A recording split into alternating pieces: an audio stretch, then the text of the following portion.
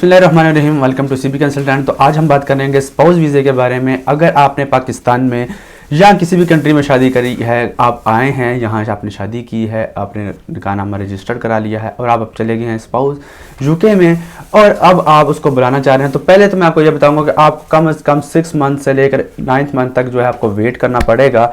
इसमें आपने ये करना है कि आप उसमें से आप इनको जो अभी आप फ़ोन कॉल्स करेंगे, चैट्स करेंगे, गिफ्ट्स वगैरह मिलेंगे आपको जो आप देंगे एक दूसरे को, तो वो भी आपने संभाल के रखना है। उनकी पिक्चर्स लाजमी आपने ले लेनी है, या एज एविडेंस होगा कि गिफ्ट संभाल के रखने के एज एविडेंस होगा कि आपने अपने एक दूसरे स्पाउस को एक दूसरे को गिफ्ट किए हैं। इसके साथ साथ मैं आपको ये भी बताऊंगा कि आपको कौन कौन सी रिक्वायरमेंट है, पाकिस्तान में कौन सी रिक्वायरमेंट किया जाएगा और यूके में जो स्पाउस है वो कितनी रिक्वायर की जाएगी। साथ हम बताएंगे आपको इसकी फ़ीस कि कितनी ज़्यादा फ़ीस है इसकी, कब तक इसका वीज़ा मिल जाता है, कब इनकी इंक्वायरी होती है या नहीं होती। तो सब कुछ आज हम इसी वीडियो में कोशिश करेंगे डिस्कस करें और क्लोज करें 5 से 6 मिनट के अंदर।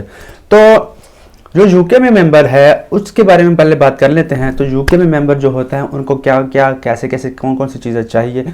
तो सबसे पहले आपने, अगर आप वहाँ आपने रेजिडेंस कार्ड आपके पास है, आप जहाँ काम कर रहे हैं और आपके पास हाउस है, ये 3 चीज़ें आपके पास मसली होनी चाहिए।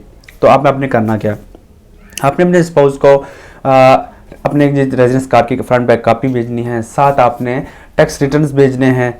अगर आपका अपनी जॉब है, अगर आप अपना बिजनेस कर रहे हैं तो आपने 1 साल की टैक्स रिटर्न्स भेजनी पड़ेंगी आपको। और अगर आप किसी जो कंपनी में काम कर रहे हैं तो आपको 6 मंथ की जो है सैलरी स्लिप्स जो हैं वो देनी पड़ेंगी। इसके साथ आप जहां रह रहे हैं, अगर वो रेंट पे घर है तो लीज एग्रीमेंट्स देना पड़ेगा, और अगर आपका अपना हाउस है, अपना घर है, तो ज़ाहिर सी बात है उसके घर के डॉक्यूमेंट्स देने पड़ेंगे। साथ साथ आपको ये भी बताना पड़ेगा कि आपने ये घर कैसे लिया।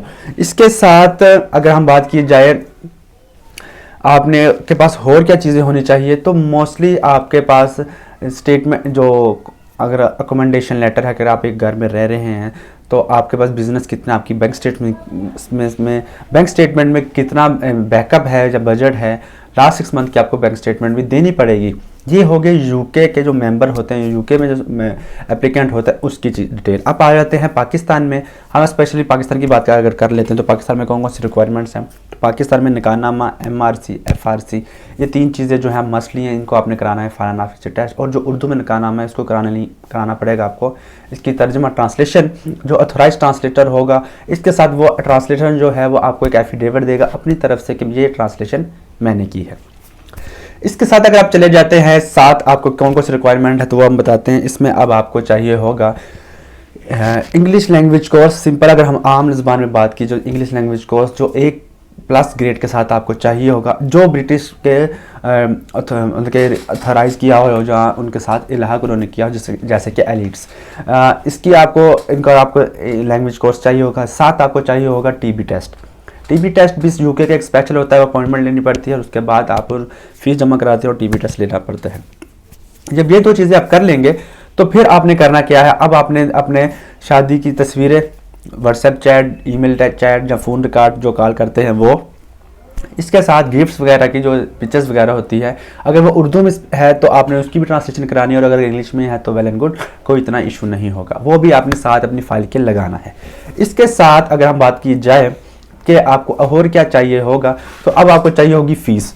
ऑनलाइन फॉर्म फिल करने के बाद आपने 2 दफ़ा फीस जमा करानी है। एक दफ़ा फीस आप जमा कराएंगे, जब आपकी आधी फाइल फॉर्म फिल होगा तो कम से कम आपने 1500 ग्रेट ब्रिटेन पाउंड जो है वो जमा कराने हैं, या पाकिस्तानी ज़बान से कही जाए तो वो 3,75,000 समथिंग कुछ बन रहे हैं।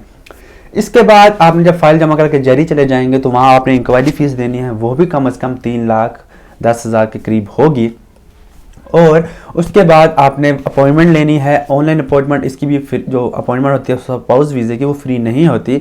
इसमें कम से कम आपको 24 ग्रेट ब्रिटेन पाउंड जो लास्ट लिस्ट होती है अपॉइंटमेंट, वो उसमें इतनी फ़ीस होती है उनकी, और वो जमा करानी पड़ती है। जब आप ये 4-5 चीज़ें जमा करा लेंगे उसके बाद आप वेट करेंगे 2 मंथ का। 2 मंथ से लेकर आपको 6 मंथ के अंदर आपको इसकी इंक्वायरी आएगी और उसके बाद आपको वीज़ा जारी होगा। उमूमली अगर आम तौर पर बात की जाए तो ये चीज़ें अगर रिक्वायर आप प्रॉपर करते हैं तो वेल एंड गुड। और अगर आपका वीज़ा रिजेक्ट हो जाता है तो आप अपील का हक भी रखते हैं, अपील भी कर सकते हैं, जो आपको तकरीबन 2 महीने का टाइम मिलता है जिसमें आप अपील करेंगे। और अपील का तकरीबन जो उसका डिसीजन आता है वो approximately 9th month 10th month के बाद आता है। तो उम्मीद करता हूँ आपको ये वीडियो पसंद आई होगी। लाइक शेयर लाजमी कीजिएगा। अगर आपको ये वीडियो से मालूमात मिली हो तो चैनल को सब्सक्राइब करके जाइएगा। अपना बहुत ज़्यादा ख्याल रखें, मुझे दुआ में याद रखें। अल्लाह हाफिज़।